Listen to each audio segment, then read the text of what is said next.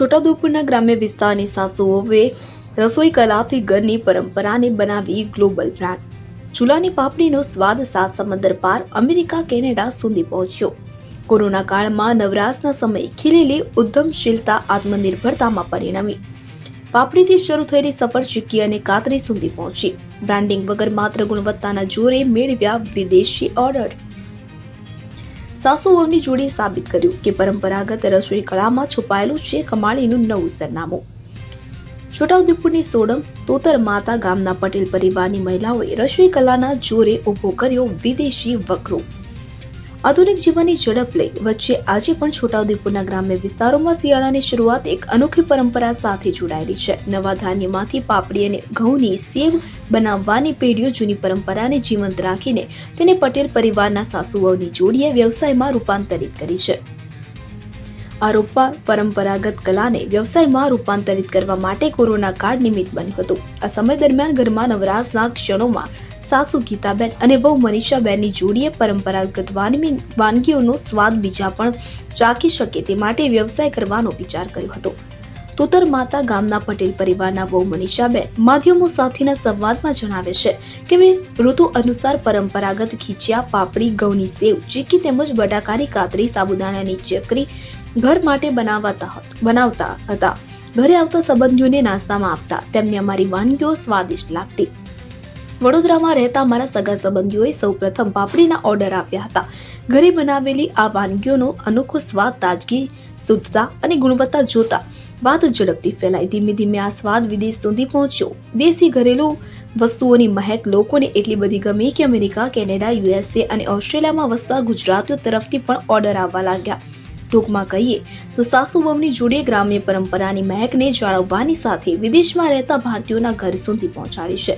મનીષાબેને ઉમેર્યું કે શુદ્ધ સ્વાદ માટે તેઓ પાપડીનો લોટ દેશી ચૂલા પર જ બાફે છે. લોટ તૈયાર થયા બાદ તેનું ચોક્કસ વજન કરી લોવા બનાવીને પાપડી વણવામાં આવે છે. પાપડીને પતરા પર પૂડા પાથરીને તડકામાં સુકવવામાં આવે છે. પાપડી બંને બાજુથી સારી રીતે સુકાય તે માટે તેને સમયાંતરે ઉથલાવવામાં આવે છે. સવારથી શરૂ થયેલી આ પ્રક્રિયા સાંજે 4 થી 5 વાગ્યા સુધી ચાલે છે. ત્યારબાદ બધી પાપડી નીચે ઉતરીને ફરી સુકવવા રાખવામાં આવે છે. શરૂઆતમાં માત્ર પાપડી બનાવવાથી આ વ્યવસાયની શરૂઆત થઈ હતી, પરંતુ ગ્રાહકોને શુદ્ધતા અને સ્વાદ ગમી જતા માંગ વધવા લાગી. મકર સંક્રાંતિ પર શુદ્ધ ગોળની સ્વાસ્થ્યવર્ધક સિંગ અને તલની ચીક્કી, હોળી પર ઘઉંની સેવ અને બટાકાની સિઝનમાં કાતરી, જીર તેમજ સાબુદાણાના પાપડ અને ચકરીની માંગ થવા લાગી. આમ ગ્રાહકોના વિશ્વાસને કારણે પાપડીથી શરૂ થયેલો આ પ્રવાસ ક્યારે ઋતુચક્ર વ્યવસાયમાં બદલાઈ ગયો તેની ખબર પણ ન પડી. માત્ર પાપડી કે ચીક્કી જ નહીં, પરંતુ ગીતાબેન દ્વારા બનાવવામાં આવતી કોઠાની કેન્ડીનો ચટપટો સ્વાદ પણ લોકોમાં ભારે લોકપ્રિય છે. તેમના સંબંધીઓ અને વિદેશમાં રહેતા મિત્રો આ કેન્ડીને મુખવાસ તરીકે ખાસ પોતાની સાથે લઈ જાય છે. બજારમાં મળતી ભેળસેળવાળી વસ્તુઓની સામે આ સાસુ વહુની જોડી શુદ્ધતાની 100% ગેરંટી આપે છે. મનીષાબેને ઉમેર્યું કે બજારમાં કાચા માલના ભાવ મુજબ પોતાની વસ્તુઓની કિંમત નક્કી કરીને માત્ર 25% જેટલું નફાનું માર્જિન રાખીએ છીએ. ગ્રાહકો પણ ગુણવત્તા અને સ્વાદને કારણે રાજી થઈ જાય છે. બ્રાન્ડિંગ કે જાહેરાત વિના માત્ર પોતાની રસોઈ કળાના જોરે આ પરિવારની મહિલાઓએ આત્મનિર્ભરતાની રાહ ચીંધીને અન્ય મહિલાઓ માટે પ્રેરણારૂપ બની છે. નમસ્તે, હું મનીષા પટેલ તોતર માતા ગામમાં રહું છું. હું અને મારા સાસુ ગીતાબેન મુકુંદભાઈ પટેલ અમે બંને અહીંયા નાનું ગૃહ ઉદ્યોગ જેવું હોમમેડ ફૂડ્સ ચલાવીએ છીએ, જેમાં ઓથેન્ટિક વસ્તુઓ અમે આપીએ છીએ કસ્ટમર્સને. જેવું કે અત્યારે પાપડીની સિઝન ચાલુ છે, એટલે પાપડીઓ, વનેલી પાપડીઓ અને ચૂલા પર એને બાફીને એને ઓથેન્ટિક રીતે જે પહેલાં કરતા હતા આપણા એન્સર્સ, એવી રીતે કરીએ છીએ. અમે ઘરે બેઠા એને બહુ જ એ થઈ ગયા હતા કે શું કરવું ને શું નહીં.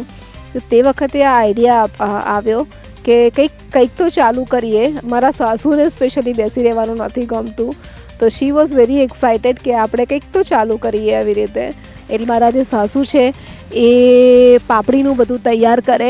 એટલે જે પાણી ગરમ કરવાનું છે, પાણી ગરમ થઈ જાય એટલે પાણીમાં અમે સાબુદાણા છે જે રાતે પલાળેલા હોય, અને મરચું છે, લસણ છે, મીઠું છે, એ બધું જ નાખીને લોટ નાખીને એને હલાવીએ અને પછી એને થાળીમાં તેલ લગાવીને કાચો લોટ એની પર એ કરીને સ્પ્રેડ કરીને પછી અમે લોકો એને બાફવા મૂકીએ. પછી જો આ તૈયાર થઈ જાય પાપડીનું ગુલ્લું અમે તોલીને જ વણીએ છીએ. એનું મેજરમેન્ટ છે અને એ મેજરમેન્ટ પ્રમાણે જ અમે પ્રોસીડ કરીએ છીએ. ઓર્ડર પ્રમાણે જ અમે લોકો 5 કિલો છે, 7 કિલો છે, 10 કિલો છે, જેવો ઓર્ડર આવે છે એવી રીતે અમે પાપડીઓ પછી વણીએ.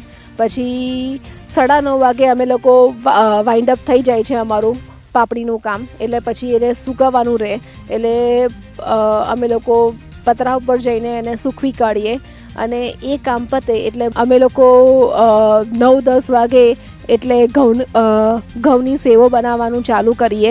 એટલે ઘઉંનો લોટ બાંધીને જે પ્રોસિજર હોય છે હું ને મારા સાસુ એને એ કરીએ અને મીન વાઇલ મારા હસબન્ડ એમાં હેલ્પ કરવા આવે, કેમ કે એમાં 3 જણ લાગે છે. એ જે સંચો ફેરવવાનું કામ છે એ મારા હસબન્ડ કરે છે. અને અમે 2 કલાકની અંદર 5 કિલો અમે સેવો બનાવી દઈએ છીએ અને પછી એને સૂકવવા તાપમાં મૂકી દઈએ છીએ. એટલે રૂટીન અમારું કામ ચાલતું જ હોય છે. ઘઉંની સેવો ના હોય તો અમે લોકો આપણે બટાકાની વેફર છે કે છીણ છે કે સાબુદાણાની ચકલી છે એની પ્રિપેરેશન કરીને એનું જે પ્રોસિજર હોય છે એ અમે ચાલુ કરી દઈએ છીએ. પછી અમે લોકો વુડ એપલ કેન્ડી છે, કોઠાની ગોળીઓ છે એને વાળવાની શરૂઆત કરીએ. એટલે હું મારા સાસુ અમે લોકો એ ચાલુ કરીએ. પછી ઉત્તરાયણ આવશે એટલે ચીક્કી ચાલુ થશે. એમાં તલની ચીક્કી છે અને શિંગદાણાની ચીક્કી છે, એ પણ હાથે ગોળની અને વણેલી ચીક્કી પાતળી એવી મારા સાસુ તૈયાર કરે છે અને આપે છે. અને પટેટો વેફર એ અમારે 450 રૂપીસ kg જાય છે. અગેન રેટ ડિફર થાય યર ટુ યર કે શું રેટે પટેટોઝ આવ્યા છે. અમારે જે પાપડી છે સાદી પાપડી એટલે લસણ વગરની પાપડી એનો રેટ 300 રૂપીસ છે પર kg અને લસણવાળી નો રેટ છે 320 પર kg. અને આ ડિફર થાય છે એવરી યર બિકોઝ કયા રેટે ચોખા આવ્યા છે ને શું છે એટલે. અને કૃષ્ણ કમોદનું જોઈએ છે તો એ પણ ડિફર થાય છે કે કૃષ્ણ કમોદ કયા રેટે આવે છે ને બધું. ઘઉંની સેવો અમારે 130 રૂપીસ kg જાય છે.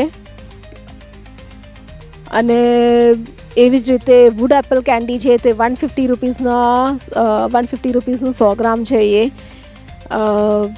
બધા જ રેટ એવી રીતે જ છે. અને અમે 25% to 30% અમારું પ્રોફિટ રેશિયો છે.